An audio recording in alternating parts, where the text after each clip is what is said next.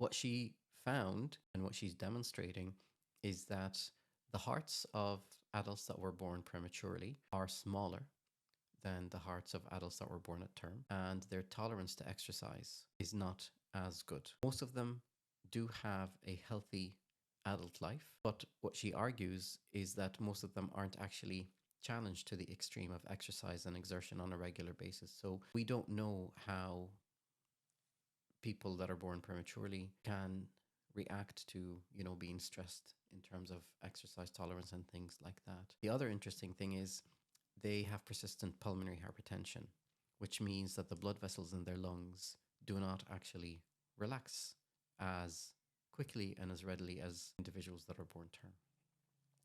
And we've had this discussion a few times, me and you, about, what should you do as an adult anesthetist? You should actually start knowing these things because, you probably want to know this information if you are putting somebody to sleep or if they're undergoing a significant surgery.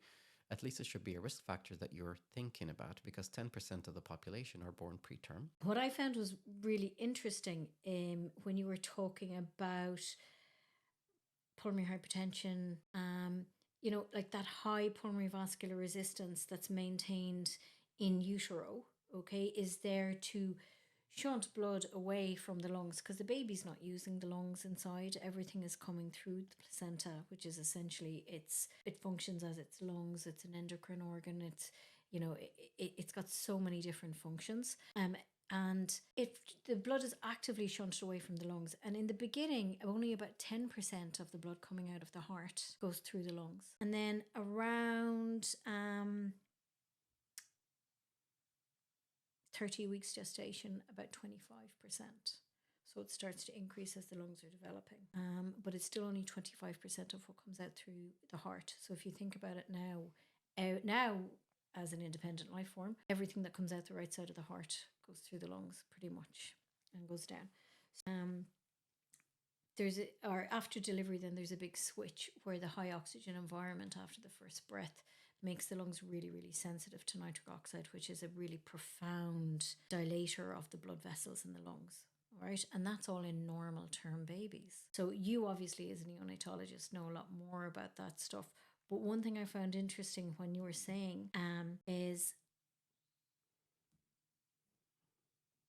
near term, there's actually a further decrease in pulmonary vascular resistance in utero. And that is down to a switch in prostaglandins. And prostaglandins are some of these inflammatory kind of messenger molecules, as well as little molecules that have a multitude of functions in the body, and the same chemical can have a multitude of different effects. Part of why we now do donor milk is because we know that these things improve your baby's outcome by a year of age and beyond as well. That's amazing. So even if you're not able to breastfeed for whatever reason, your baby will get donor breast milk. That's amazing. In our hospital. So anyway. it is literally like medicine. Yeah, absolutely. Yeah. And what is the difference, do you think? Well, fresh breast milk has stem cells. We don't know what they do. So there's billions of stem cells that are in breast milk and stem cells, for people that don't know, are what we call your blank canvas cell. Yeah, your blank canvas cell. That's a lovely way of putting it. That can differentiate into any other type of cell. So they could potentially go into all the different organs and fix them. There's a lot of there's a lot of growth factors in the breast milk that promote positive growth of organs. There's monosaccharides, human monosaccharides, that feed the gut microbiome to develop healthy bacteria. And we've spoken about the benefit of that on all organs down the line. It has lots of important immunoglobulins and other things like that.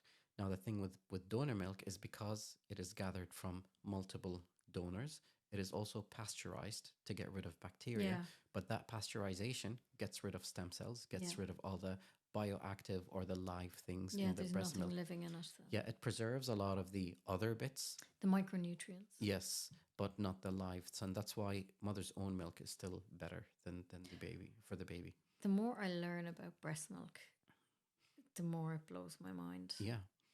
So, and the fact that half the population have potentially the capacity to create that kind of food for an infant is unbelievable. Yeah.